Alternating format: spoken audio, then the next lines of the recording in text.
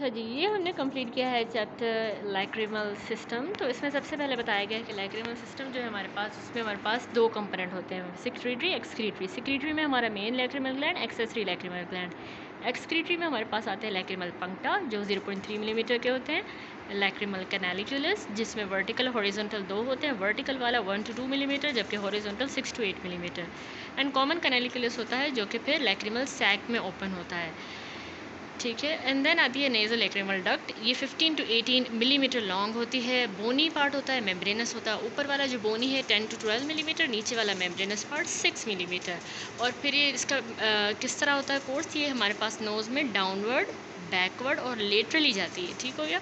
तो उसके बाद आता है हमारे पास इसकी ब्लड सप्लाई। लैक्रिमल आर्टरी इसको लैक्रिमल सिस्टम को ब्लड सप्लाई करेगी, सुपीरियर ऑप्थेल्मिक वेन में ड्रेन करेगा, प्री ऑरिकुलर नोड्स में ये ड्रेन करता है।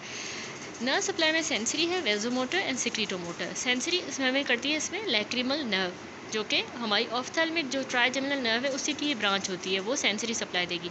वेजोमोटर फाइबर्स आते हैं सुपीरियर सर्वाइकल गैंग्लियन से, और सिक्रीटोमोटर हमारी फेशियल से टेरिगोपैलेटिन गैंग्लियन के थ्रू, ठीक है, 7th क्रेनियल नर्व। तो अब सबसे पहले हम जो है बात करें कि हमारे जो टीयर है उसकी कंपोजिशन क्या है। उसमें शुगर होता है, वाटर, सॉल्ट जैसे NaCl, यूरिया, प्रोटीन्स भी होते हैं, लाइजोजाइम, और 1 to 2 माइक्रोन लीटर पर मिनट इसकी सिक्रीशन होती है। इसकी pH स्लाइटली अल्कलाइन होती है, 6.5 to 7.5। तो यहाँ पे टीयर फिल्म दिखाई गई है। टीयर फिल्म देखें, इसमें 3 कंपोनेंट होते हैं। आउटर वाला जो है ये कोलेस्ट्रॉल, एस्टर का और लिपिड का बना होता है जो मेबोमियन ग्लैंड्स की मदद से क्रिएट होता है। बीच में हमारी एक्वस होती है लेयर, जो कि मेन और हमारे जो एक्सेसरी लैक्रिमल ग्लैंड्स हैं जैसे क्रॉस एंड वॉल्फ्रिंग, उनसे सिक्रीट होता है। और इनर मोस्ट जो है थिनेस्ट लेयर होती है म्यूसिन की, जो गॉबलेट सेल्स बनाते हैं, और ग्लैंड्स ऑफ हेनले एंड मांस, उनसे ये सिक्रीट होती है म्यूसिन लेयर, ठीक है।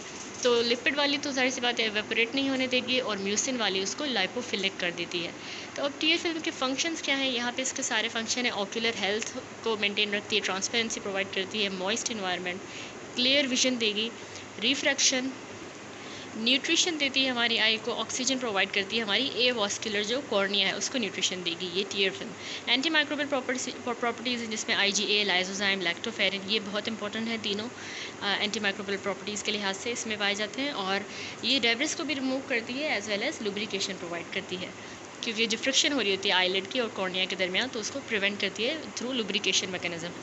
तो अब सबसे पहले आ जाते हैं हम इसके क्लासिफिकेशन पे, ठीक है। जो ड्रेनेज जो सिस्टम है उसकी कौन सी डिजीज़ है, उसमें फॉलोइंग आ जाती है हमारे पास: नेज़ोलैक्रिमल डक्ट ऑब्स्ट्रक्शन, कैनालिक्युलाइटिस एंड डेक्रियोसिस्टाइटिस। ये 3 मेन ड्रेनेज सिस्टम की डिजीज़ है। नेज़ोलैक्रिमल डक्ट की जो ऑब्स्ट्रक्शन है उसमें कंजेनाइटल, एक्वायर्ड दोनों है। कंजेनाइटल आपने याद रखना है कि जब बच्चा पैदा होता है तो उसके जो ऊपर वाला तो हमने पढ़ा मेम्ब्रेनस पार्ट होता है, नीचे वाला जो डक्ट का पार्ट होता है वो ऊपर वाला बोनी और नीचे वाला मेम्ब्रेनस होता है।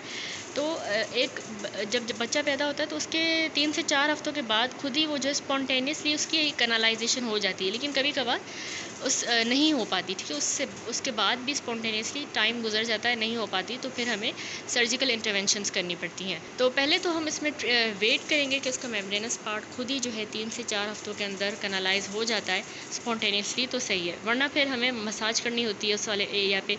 हम थंब की मदद से जो है 10 स्ट्रोक्स देते हैं लैक्रिमल जो हमारी डक्ट होती है उसके ऊपर बच्चे की, और एंटीबायोटिक्स देंगे ताकि इन्फेक्शन वगैरह ना हो। और रिगर्जिटेशन टेस्ट जब हम करके देखेंगे तो उसमें से फ्लूइड जो है ऊज़ होगा पंक्टम में से, तो हमें पता चल जाएगा कि लैक्रिमल जो डक्ट है वो ऑब्स्ट्रक्ट हुई हुई है, ठीक है। तो रिगर्जिटेशन टेस्ट किया जाता है। अब सर्जिकली अब हमने ट्रीट करना है, इन सब मेथड से नहीं हो पा रहा सही, तो सर्जिकली हम प्रॉबिंग करते हैं जिसमें हम प्रॉब पंक्टम के थ्रू फिर canaliculus and then lacrimal sac and duct तक पास करवाते हैं, प्रॉब होता है। इसी तरह सिरिंजिंग की जाती है, उसमें भी सिरिंज पास करवाई जाती है। एंड DCR डेक्टोराइनोस्टोमी, डेक्रियोसिस्टोराइनोस्टमी की जाती है। इसमें क्या होता है, ये एक प्रोसीजर है जिसमें हमारी जो लैक्रिमल सैक होती है और जो हमारी नेज़ल कैविटी है उन दोनों के दरमियान हम एक पैसेज बना देते हैं थ्रू द बोनी ऑस्टियम। हम खुद वो पैसेज क्रिएट कर रहे हैं ताकि वो लैक्रिमल सैक जो है ड्रेन हो सके नेज़ल कैविटी में। पैसेज हमने बोन के अंदर बनाया, खुद बनाया है, तो उसके थ्रू भी कर सकते हैं। ये डेक्रियोसिस्टोराइनोस्टमी में इंट्यूबेशन विथ इलास्टिक ट्यूब भी होता है, या फिर ये बैलून कैथीटर के थ्रू भी की जा सकती है। अच्छा, ये अदर मेथड्स हैं, ठीक है इसके।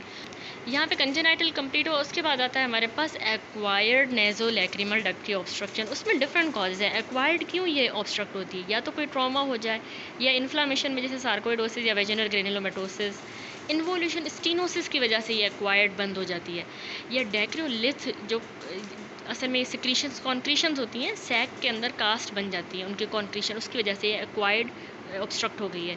या हमारा कोई नेजोफेरेंजियल ट्यूमर आके वहाँ इन्फिल्ट्रेट कर दे तो वो बंद हो जाएगा obstruct. And inferior lacrimal sac inflammation of the lacrimal sac and duct, inflammation की वजह से भी, या तो सैक की इन्फ्लामेशन हो या डक्ट की, तो ये नेज़ोलैक्रिमल डक्ट ऑब्स्ट्रक्ट हो जाएगी, ठीक है। अब एक्वायर्ड में भी क्या ट्रीटमेंट होगा? हम डेक्सियोसिस्टो राइनोस्टमी करेंगे, ठीक है। क्या हमने कहा? हम लैक्रिमल सैक और नेजल कैविटी के दरमियान एक पैसेज बना देते हैं through the bony ostium. And number 2 हम एंडो लेज़र करते हैं।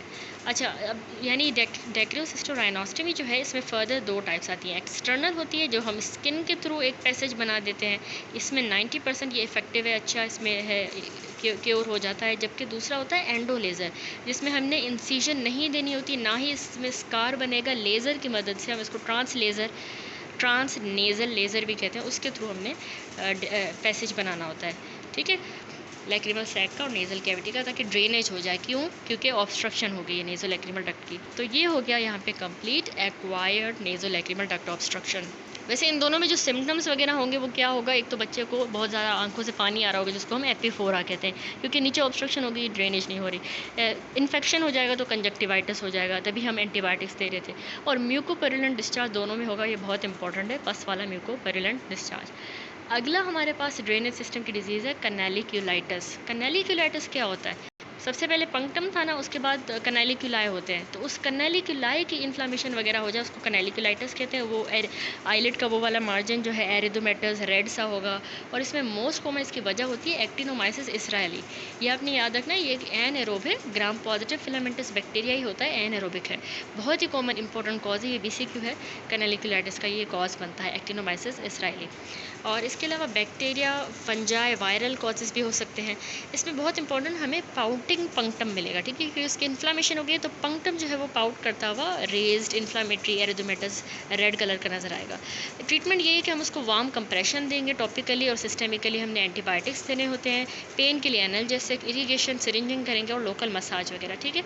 और सर्जरीज आपने बहुत इंपॉर्टेंट याद रखनी है, पंक्टम डायलेशन, ठीक है, ये की जाती है। और गोल्ड स्टैंडर्ड क्या ट्रीटमेंट है कैनालिक्यूलाइटिस का? पंक्टोप्लास्टी कैनालिक्यूलर क्यूरेटेज, ये गोल्ड स्टैंडर्ड ट्रीटमेंट है, जिसमें हम फिर इसमें इंसिजन वगैरह देके उसको फिर क्यूरेटेज करते हैं, ड्रेन करते हैं, ठीक है, पंक्टोप्लास्टी कैनालिक्यूलर क्यूरेटेज। एंड देन कैनालिक्यूलोटोमी भी की जाती है, जिसमें हम पोस्टीरियरली हॉरिजॉन्टल एक इंसिजन देते हैं। That's it. इसके बाद थर्ड हमारी डिजीज़ थी डेक्रोसिस्टाइटिस, जिसमें अक्यूट भी है, क्रोनिक भी है। अब अक्यूट डेक्रोसिस्टाइटिस क्या है होता है? डेक्रोसिस्टाइटिस का मतलब ही हमारा जो लैक्रिमल सैक है उसकी इन्फ्लामेशन हो जाए। अक्यूट वाले में आपने याद रखना है टेंडर होता है, तो हम इसमें कभी भी रीगर्जिटेशन टेस्ट नहीं करेंगे, ठीक है, ना ही हम इसमें प्रॉबिंग करेंगे, ना इरिगेशन करेंगे, क्योंकि बहुत पेनफुल है, टेंडर है। और इसको इसमें ना ये होती क्यों है? अब अक्यूट डेक्रोसिस्टाइटिस, लैक्रिमल सैक क्यों इन्फ्लेम हुई है?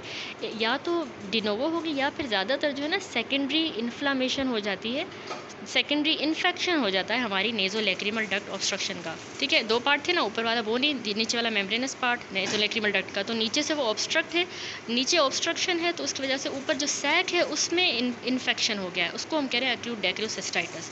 तो उसमें ज़्यादातर पायोजेनिक ऑर्गेनिज्म होते हैं, स्ट्रेप्टोकोकस, स्टेफिलोकोकस, न्यूमोकोकस। फिर उसमें अब एब्सेस बन जाती है, क्योंकि ये पायोजेनिक है। एब्सेस की वजह से प्री सेप्टल सेल्यूलाइटिस होता है, और एक्सटर्नली बाहर फिस्टुला फॉर्मेशन हो जाती है।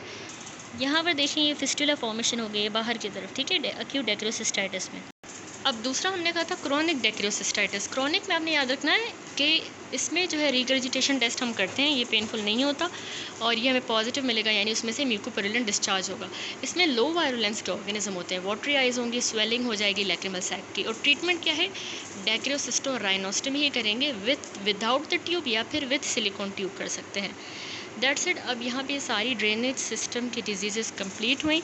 नेक्स्ट आती है हमारे पास लैक्रिमल ग्लैंड की डिजीज़। 2 पढ़े थे हमने, अभी एक्सक्रीटरी की, अब लैक्रिमल ग्लैंड की कौन सी डिजीज़ है? Acute dacryoadenitis, chronic dacryoadenitis, keratoconjunctivitis sicca. Acute मतलब जो हमारा लैक्रिमल ग्लैंड है उसकी इन्फ्लामेशन को हम कह रहे हैं डेक्रियोएडिनाइटिस। तो उसमें क्या होता है, मोस्ट इंपॉर्टेंट कॉजेज बस याद रखें, वायरल होता है, बैक्टीरियल फंजाई। वायरल में आपने याद रखना है एप्स्टेन बार वायरस की वजह से होता है अक्यूट डेक्रियोएडिनाइटिस, साइटोमेगलो वायरस की वजह से मम्प्स और इन्फेक्शियस मोनोन्यूक्लियोसिस, बैक्टीरिया में स्टेफिलोकोकस स्ट्रेप्टोकोकस और फंजाई में हिस्टोप्लाज्मा ब्लास्टोमाइसिस, ये दोनों। इसमें बस क्या होगा कि जो आईलेट का मार्जिन है वो उसमें स्वेलिंग वगैरह, रेडनेस, पेन वगैरह है तो उसमें एस शेप का लिड मार्जिन हो जाएगा, एस शेप का बन जाएगा। और क्रोनिक डेक्रियोएडिनाइटिस में क्या होगा, ये याद रखिएगा कि एक्यूट वाला जो है इसमें पेन होता है, ठीक है, लेकिन क्रोनिक डेक्रियोएडिनाइटिस पेन लेस कंडीशन है, उसके डिफरेंट कॉजेज़ हैं जिसमें इन्फेक्शन है, जिसमें टीबी एंड साइफिलिस, ट्रॉमा हो जाए जिसमें ग्रेनुलोमा बन जाता है, ऑटो इम्यून में जॉगरन सिंड्रोम, सार्कोइडोसिस, अमाइलोडोसिस, ल्यूकीमिया या लिम्फोमा भी क्रोनिक डेक्रियोएडिनाइटिस करवा सकते हैं। एंड लास्ट है हमारे पास केरेटोकंजक्टिवाइटिस सीका। ठीक है, दैट्स इट। बाकी जो केरेटोकंजक्टिवाइटिस सीका है वो अरबिश एक्सप्लेन करेगी नेक्स्ट वीडियो में। ओके, अल्लाह हाफिज़।